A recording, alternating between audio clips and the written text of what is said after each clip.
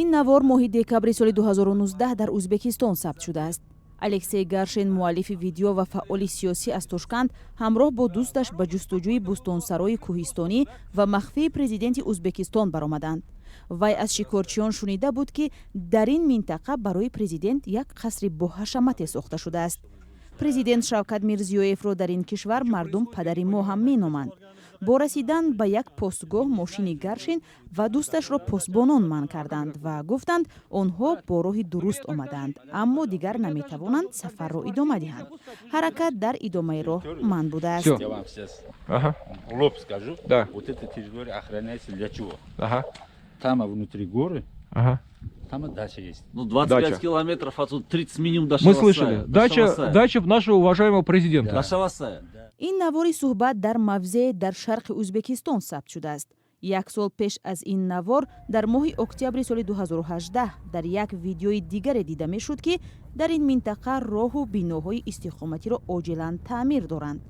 он замон як мансабдори маҳаллӣ ба радиои озодӣ гуфта буд, овоз аст, ки раиси ҷумҳур Шавкат Мирзиёев президенти Русия Владимир Путинро ба Бӯстонсарои нави худ воқеъ дар кӯҳистони ин минтақа меорад. таҳқиқоти радиои озодӣ бо далелҳои зиёде ошкор кард, ки маҷмаъаи махфӣ бо арзиши $100 миллион барои президент Мирзиёев сохта шудааст.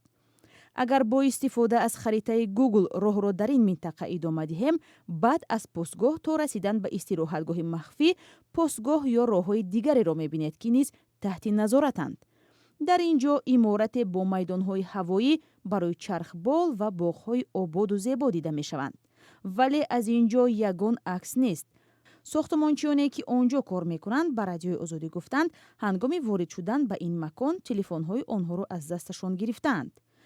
дар тасвирҳои маҳвораӣ аз ин маҷмаъа дида мешавад, ки куллӣ сунъӣ бунёд шудааст. ба гуфтаи сокинони маҳаллӣ, ки радиои озодӣ дар ҷараёни таҳқиқот бо онҳо суҳбат кард, барои холӣ кардани ин минтақа хонаҳои зиёде тахриб шудааст.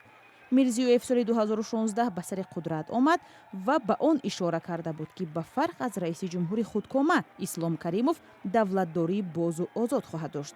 аммо суҳбати ду мансабдори узбек, ки нахостанд номашон ифшо шавад ва санадҳое, ки дастраси озодӣ шуд, собит мекунад, ки сохтмони Бӯстонсарои кӯҳистонӣ ва махфӣ баъд аз ҳамагӣ чанд моҳи президент интихоб шудани Мирзиёев оғоз шудааст.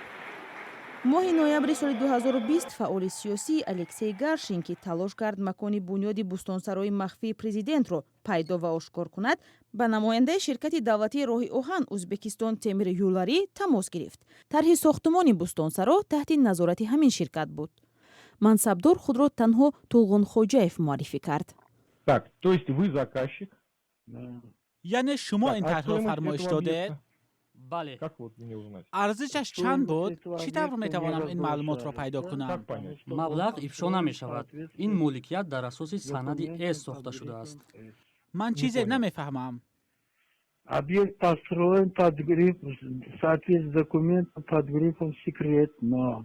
радиои озодӣ барои тафсилот дар ин бора ба чандин мансабдори Тошканд, аз ҷумла ба дастгоҳи президент ва ширкати Узбекистон Темир Юларӣ ва дигар ниҳодҳои давлатӣ, ки дар сохтмони ин тарҳ ширкат намуданд, муроҷиат кард, аммо посухе нагирифт.